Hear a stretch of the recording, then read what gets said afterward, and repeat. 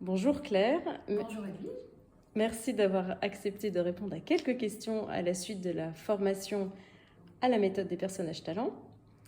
Alors, ma première question, pour quelle raison est-ce que tu as choisi de te former à cette approche?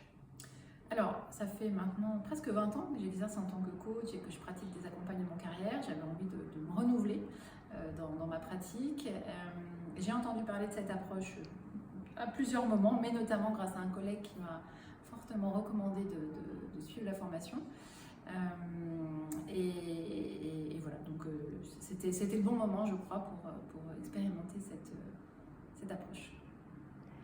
D'accord. Alors, est-ce que tu pourrais me citer une chose concrète que tu as découverte sur toi durant cette formation à la méthode des personnages talents? Ouais.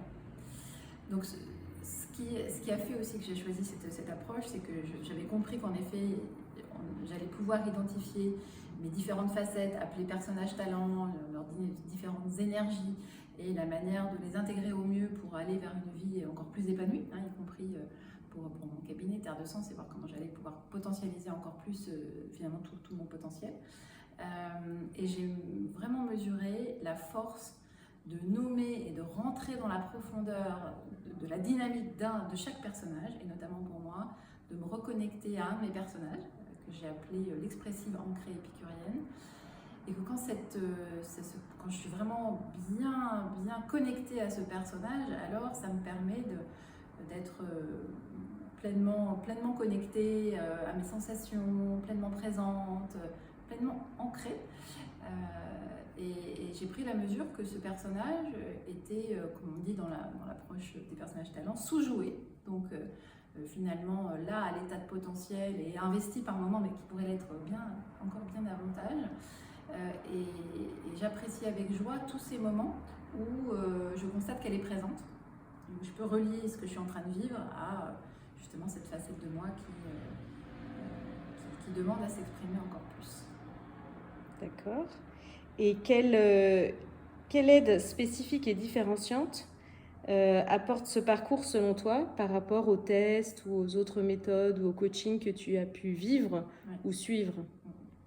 Donc ce que je vois déjà moi avec les accompagnements que j'ai démarré avec cette approche, hein, c'est que d'abord c'est une approche extrêmement créative, originale. Mes clients me disent ça, je pense par rapport par exemple, à un bilan de compétences classique, là on voit toute la singularité de l'approche.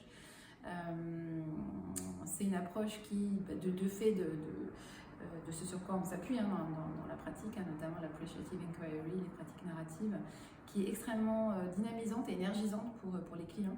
Très vite, y compris pour des clients qui sont en situation d'épuisement. J'en ai plusieurs actuellement qui sont dans cette situation. Le fait qu'ils se reconnectent à leurs forces, qu'ils revoient leur récit de vie à la lumière de ce qui les met en énergie.